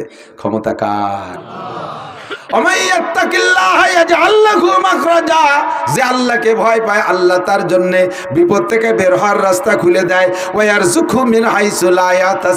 দারুণার বাহির স্থান থেকে রিজিকের ব্যবস্থা করে দেয়। তাকওয়ার 2 নম্বর ফলাফল। 3 নম্বর ফলাফল আমার দিক তাকান। আল্লাহ কয় ইন্না আকরামাকুম ইনদাল্লাহি আতকাকুম। দুনিয়ায় তোমাদের মধ্যে অনেক সম্মানী মানুষ থাকতে পারে, আরে সামনে বসে সম্মান করো, চলে যাওয়ার পরে গালি দাও, আছে না নাই?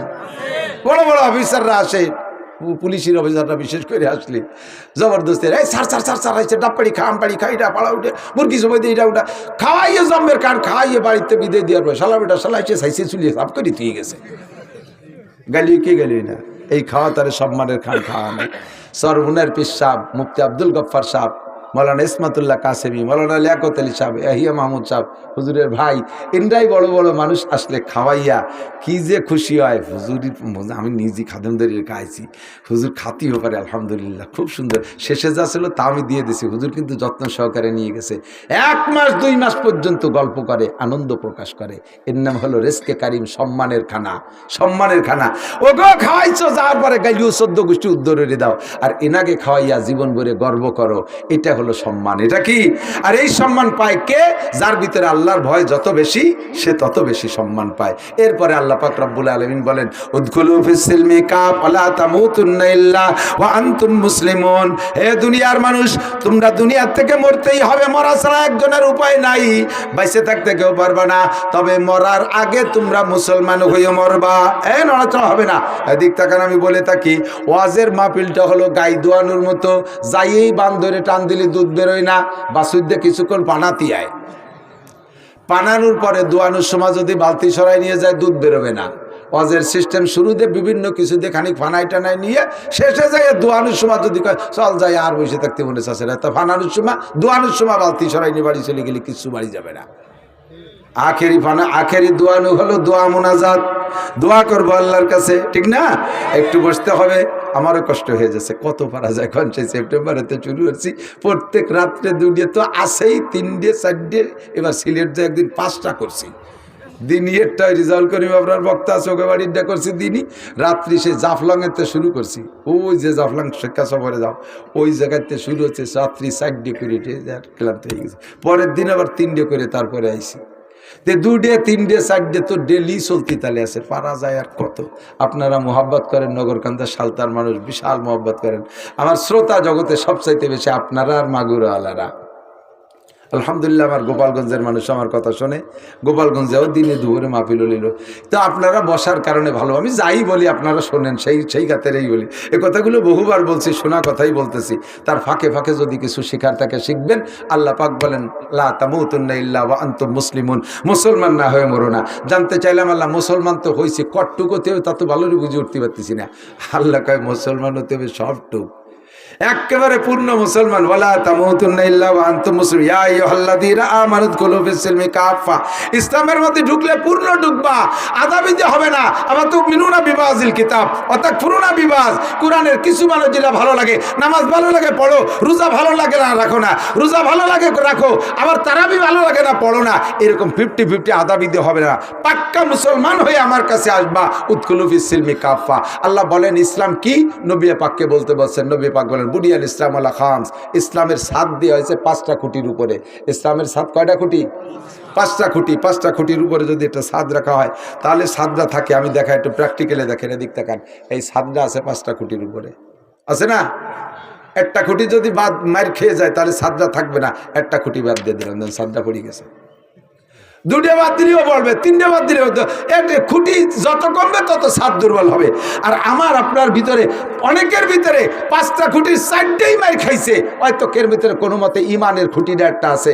1 নম্বর খুঁটি হলো আশহাদু আল্লাহ ইলাহা ইল্লাল্লাহ ওয়া আশহাদু আন্না মুহাম্মাদান আবদুহু ওয়া রাসূলুহু।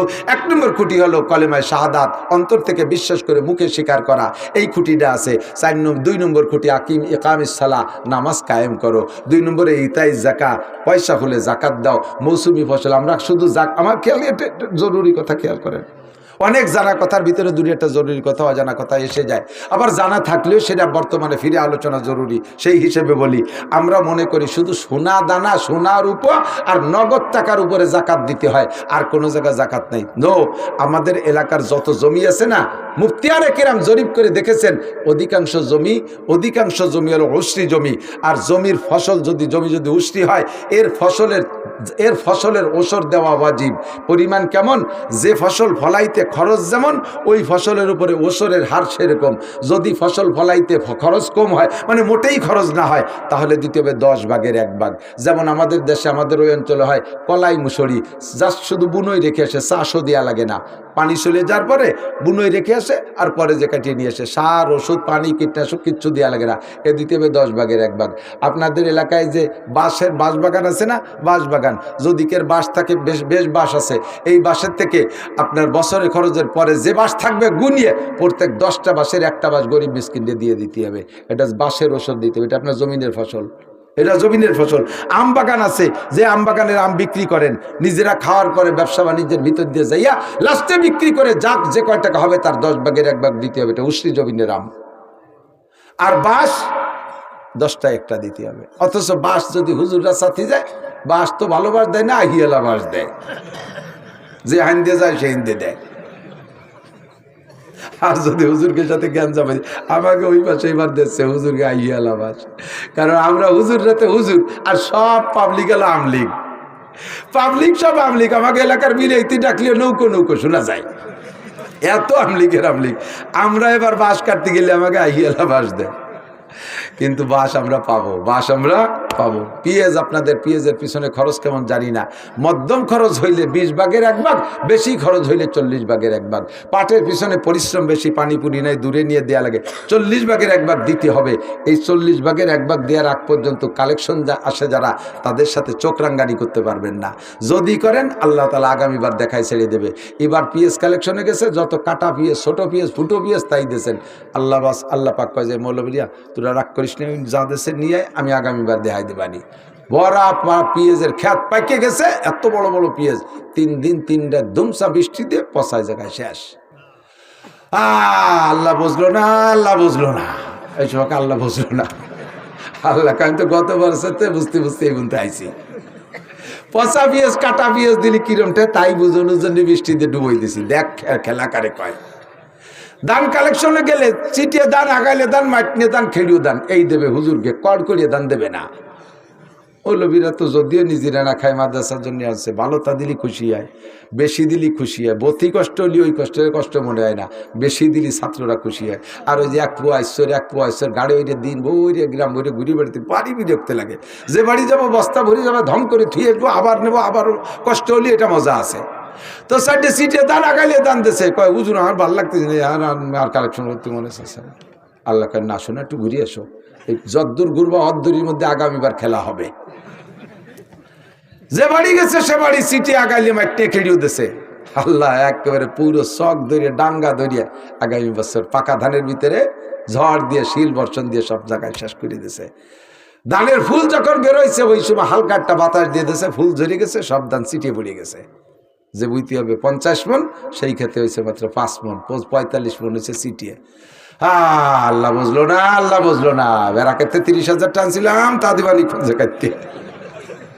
আল্লাহ কয় গত বছর আমার ছাত্রকে চিঠিয়ে দাম দিয়েছি, ওকে ওইরকম ট্যাক্স হলো, তাই বুঝানোর জন্য তোরে দিছি। এই জন্য জমিনের ফসলের ওসর যতক্ষণ পর্যন্ত আপনি পারছেন বিলুপ না করে পারবেন, অতক্ষণ পর্যন্ত বিরক্ত হবেন না। আরে ভাই এদিক তাকান, পেঁয়াজ লাগাইছেন আপনারা, দোয়া কিন্তু আপনারা করেন না। আপনারা বসে রয়েছেন যে এবার হবে, এটা হবে, সেটা হবে, ওটা হবে, এই আশা করে বসে রয়েছেন যে এবার পেঁয়াজ বেছে নিজে বিয়ে করবো, ছেলেরে বিয়ে দেবো, বউরে বিয়ে দেবো, এত ফিলান প্রোগ্রাম। কিন্তু দোয়া করে এই মৌলবীরা, আল্লাহ দেশের পেঁয়াজ করা যেন হয়, আল্লাহ দেশের পেঁয়াজ করা যেন। আল্লাহকে তোমাকে কয় কাঠা আছে? আমাকে তো একটু নেই। তা পরের গুড় পেঁয়াজের দোয়া রিস্কা, ওকে যদি হয় তাহলে আমরা 1 মুঠ পাবানি। পরের ঘরে পরের গোয়ালির কালা আড়িয়ে দেখি আমি দড়ি পাকাই। আপনাদের ক্ষেতের ফসলের জন্য আমরা দোয়া করি। আমার সুলতান সেই মাদ্রাসার সিলিংয়ে আইজও আপনাদের এই নগরকান্দার পেঁয়াজ আছে, গত বইরে পেঁয়াজ 100 মন পাইছিলাম আলহামদুলিল্লাহ। ওই সোহাগ চেয়ারম্যান আছে না, 8 ঘর, সোহাগ চেয়ারম্যানকে মসজিদের থেকে 50 মণ, আর বাহিদ্দে মৌলানা শফিককে মসজিদে পাইছি 50 মণ। 2 মসজিদে 2 শুক্রবার আইসে নামাজ পড়তে, আইসে কলাম জন মুখ খান্না খুনতান ফেলাই দিলি তো একটু কাটে দিলাম, ফেলাইয়া 50-50 100 মণ হয়ে গেছে। 50 মণ বেঁচে এটা আদিজি মাদ্রাসায়, 50 মণ সিলিংয়ে তুই দিছি, সারা বছর খাইছি। আমরা কি পরিমাণ দোয়া আপনাদের পেঁয়াজের জন্য করি জানেন? তা তো জানেন না। খুব দোয়া করি আল্লাহ ধানের ক্ষেত্রে ধান দিক, পেঁয়াজের ক্ষেত্রে পেঁয়াজ দিক, সব দোয়া উলামায়ে কিরাম করে। কিন্তু সেই মৌলবীদের নামে যত অভিযোগ, যত দোষ নন্দঘোষ, মৌলবীরা দেশটা খালো। কি খালো? কৃষি খালো। সব তার দাম হুজুররা বাড়াইছে, কাপড়ের দাম বাড়াইছে হুজুররা, লুঙ্গির দাম বাড়াইছে হুজুররা, প্যান্টের দাম বাড়াইছে কিনা? প্যান্ট তো কোনো হুজুর বাড়ে না।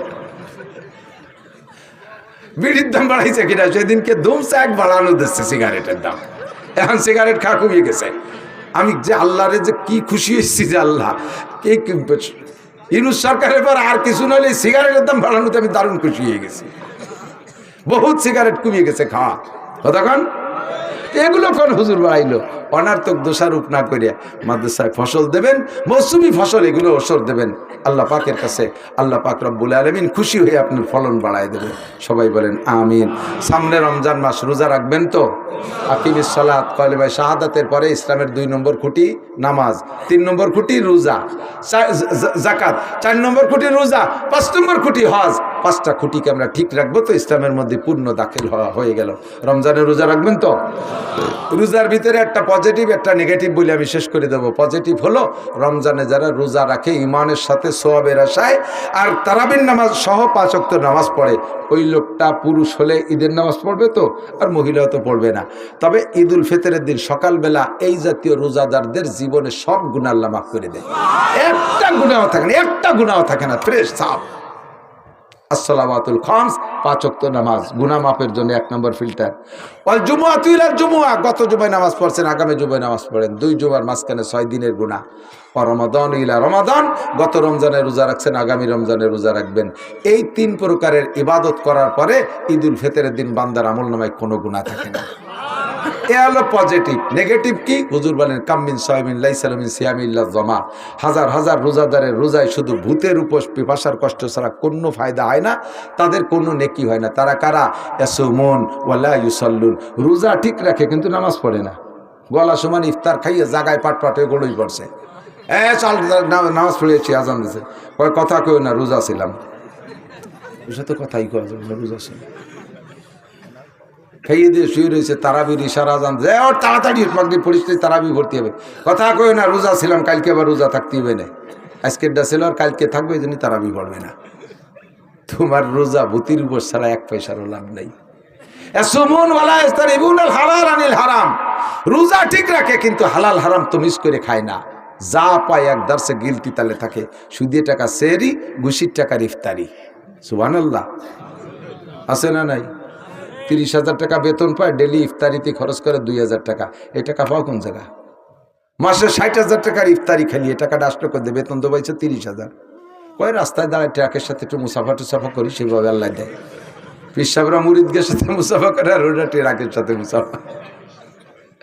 এই মুসাফা করার টাকা দিয়ে রোজার যে কয়টারে রাখাইছে সব বাতিল। তুই তো রোজা থাকতি না, আজকে যে রোজা কয় চেয়ারম্যানের বাড়ি ইফতারির দাওয়াত, চেয়ারম্যানের বাড়ি ইফতারির দাওয়াত, মোটা খাবার, রোজা নাতে কি রে যায়, সেই জন্য রোজা রয়েছি। কালকেও ছিলাম না, আগামীকাল থাকবো না। মাঝে মাঝে যেদিন ইফতারির দাওয়াত সেদিন রোজা থাকে, ধোলাই হবে। এই সমস্ত রোজা না, ইমানের সাথে সোয়াবের আশায় রোজা রাখবো তো। দিন তো মোটামুটি ছোট, আবহাওয়া মোটামুটি শান্ত আছে, আরো ধীরে ধীরে শীতের দিক আসবে। এখন থেকে আমরা পাক্কা প্রতিজ্ঞা করি, আর একটা রোজাও ছাড়বো। আল্লাহ তাআলা সবাইকে তৌফিক দান করেন। আর মহিলা মাদ্রাসার বিষয়টা হুজুরও বলছে, আমিও বলি, আমি মহিলা মাদ্রাসার খুব একটা পক্ষে ছিলাম না। নানান ফিতনার সম্মুখীন হতে হয়, বহুত কঠিন ব্যাপার। 10টা পুরুষ মাদ্রাসা চালানো যে কঠিন, একটা মহিলা মাদ্রাসা তার সে কঠিন। পুরুষ মাদ্রাসায় ছেলেদেরকে বাবরচিয়ে পুরুষ রান্নাবান্না করে দেয়, ওরা তো ছেলেরা রান্নাবান্না করে না, যা দেয় তাই বিসমিল্লাহ কইয়া খাইয়া আলহামদুলিল্লাহ কই উঠে যায়। আর মহিলারা তো বাবরচির জাতি, ওগে মোটে রান দিয়ে খাওয়াইয়ে খুশি আর কায়দা নেই। বিশ্ববিখ্যাত বাবরচি রান্না করে দেব, নূর নেই ভ্যান নেই কি রাঁধছে, এই যে বেশ কি তার দেখতে বেতনির মতো জ্বলি ওঠে। এগিয়ে মোটে খুশি রাখা যায় না। আর যদি আবাসিক হয়, আবাসিক অনাবাসিক 100 ছাত্রী যদি দেয়, একটা মাইও নিজের 2 হ্যান্ড স্যান্ডেল পাই দেবে না। এর এক কান ওর এক কান, এর এক কান ওর এক কান, নিজের জামা আর একজনের পায়জামা, এ গোসাতি হুজুরকে মাথা চুলতায় না। হুজুরকে বউকে খালাম্মা, এ খালাম্মারা আম্মা হয়ে যায়। এত জ্বালা এগে পালিয়ে ফুসে রাহা ভারী কঠিন। তাই যে খুলছে, খোলার পক্ষে সমর্থন দিছি। একদিক তাকাইয়া সেটা হলো ওরা তো জামাতে নামাজ পড়বে না, মহিলারা নিজেরাও ইমামতি করে জামাতে পড়বে না, মসজিদেও যেতে পারবে না। কিন্তু কেরাত অশুদ্ধর কারণে তো নামাজ বাতিল। আর কেরাত শুদ্ধ করার বিকল্প কোনো ব্যবস্থা নাই, নিয়মিত মাদ্রাসায় পড়া ছাড়া। এই গ্রাম্য যে মসজিদেরই মক্তব না, ওতে কিচ্ছু হয় না, ও আনাকো উনকো ওই শেষ করে দেয়। আর ইমাম সাহেবের বেতন হলো 4000 টাকা, ও তো ভালোই পড়ালি পড়ার পড়তা পড়ে কি 6-7 মুষ্টি চাল আর 4000 টাকা। 60-70 জন মাই আইছে, ছেলে আইছে, একে কীভাবে পড়াবে? ওই ভয়তে এরকম জিম ধরে থাকে, নালাতি হুজুর ওই মধ্যে ঘুমোর। আর ওরা কোনো না, হুজুর আমার সেবারা ওইরা মুইতে দিছে, আর কানের মধ্যে স্যাপ দিছে, ছুটি 6-7 বছর ঘুরিয়ে হয়ে গেল করেছি। ওদের কিচ্ছু হয় না। আমি পড়াইছি তো, বক্তব্যের ড্রাইভারি করছি বহুদিন। কাজেই মেয়েদের শুদ্ধ করে কোরআন শরীফ পড়া, শরীয়তের মাসালা জানার জন্য মাদ্রাসায় পড়ার বিকল্প নাই। শুধু ছোট মেয়ে না, আমার এলাকার, আপনাদের এলাকার বয়স্ক মেয়েদেরকেও দেবেন, বয়স্ক মেয়েদেরকেও পড়ানো হয় এখানে। মেয়েদের বড় ছোট কোনো ভেদাভেদ নাই, দেবেন ওখান থেকে শুদ্ধ করে কোরআন শরীফ। আলহামদুলিল্লাহ এখন ফল খুব ভালো পাচ্ছি। হাজার হাজার মেয়ে মহিলারা এই বুড়োকালে কোরআন শরীফ পড়া সুন্দর করে শিখে গেছে। এটা একটা বিরাট খেদমত, এই জন্য সমর্থন করি। তবে পালা ভারী কঠিন বললাম না, 3 গোষ্ঠীর কোনো সিজন না উঠলি কোথাও যাওয়ার কায়দা নাই। 3 জনের, একজন হলো তাল গাছ কাটা গাছি, 3 বেলা গাছে উঠা লাগে, 1 বেলা জট না টানলি ফিরে বেলায় রস থাকে না। ও সিজন উঠার আগে শ্বশুর মূল্য যাওয়ার কায়দা নেই। আর ওটা হলো পোলট্রির ফার্ম করে যার আগে সিল্লি উঠার আগে যাওয়ার কায়দা নেই কোনো জায়গা। যদি কোনো জায়গা 2 রাতে এসে বাট ফুল আনতে রাখ, তারপরে শিয়াল মিয়েলে মারি জড়িয়ে শরীর সর্বনাশ করে গেছে। এই চিল্লি উঠার আগে কোথাও যাওয়ার কায়দা। আর এই মহিলা মাদ্রাসা তুইও হুজুরি কোনো জায়গা যাওয়ার কায়দা নেই। পোলট্রির ফার্মের পাশে তো বাগাইনি 4 পাইয়ে শিয়াল করে, ওরা তার গাঁজা বা খায় না। আর এই মহিলা মাদ্রাসার পাশে 2 পাইয়ে গাঁজা খা, শিয়াল কুক মারতে তালে তাই। এর একবার মারা দিতি হুজুরির ঘুম নাই। ওদিকে পুরুষ মাদ্রাসা বাহির দেয়া লাগে, ছাড়িয়ে দেয়, পুরো দেশ চষে ফেলায়। মদিনাতুল কাছে বলুল আমাকে ছাড়িয়ে দেয়, বাঁশ খুঁটি আগান বাগান দিয়ে সব কাটি কুটি নিয়ে পড়ে না কতকালে। এই মহিলা মাদ্রাসার মেয়েকে যদি ছাড়িয়ে দেয়, যে ফার্স্টে বাঁশ কাটি নিয়ে সঙ্গে বাগানেতে, ওর একটাও ফিরে আসবে। 8 বাজারে যদি কালেকশনে বেটে আসবে ফিরে। কত বড় বিপদ। না দেবে সরকার টাকা, না পারে তারা কালেকশন করতে, এই সব চিনতে হুজুরির মাথায়। আবার হুজুর এখান থেকে প্রোটেকশন দিচ্ছে। আদর্শ মা না হলে আদর্শ সন্তানের আশা করা যায় না। মা ভালো তো সন্তান ভালো। কাজেই এই মাদ্রাসাগুলোকে আমাদের পালিয়ে পুষে রাখতে হবে। পুরুষ মাদ্রাসাতে আসলে পিএস দেন, আগয় দিয়েছেন, এদের একটু দিয়েন, এদের জন্য এটা বরাদ্দ রাখেন। এরা অসহায় অবলা, এমন মেয়ে আছে যাদের মা বাপ কেউ নাই, চির অসহায়। ওদেরকে পালিয়ে বুঝে বড় করে হুজুরের বিয়েও দিয়ে দিতে হবে। সেই মেয়েটারে ছেলে খুঁজে তারা বিয়েও দিতে হবে, তার যা লাগে সব দিতে হবে। এমন তা চলে আসে। তা আপনার সন্তানরা আপনার আব্বাকে ডাক দেয়, যা চাই তাই দেন। এ মেয়েগুলোর কেউ নেই, আমরা একটু তাদের পাশে থাকতে পারবো না ইনশাআল্লাহ?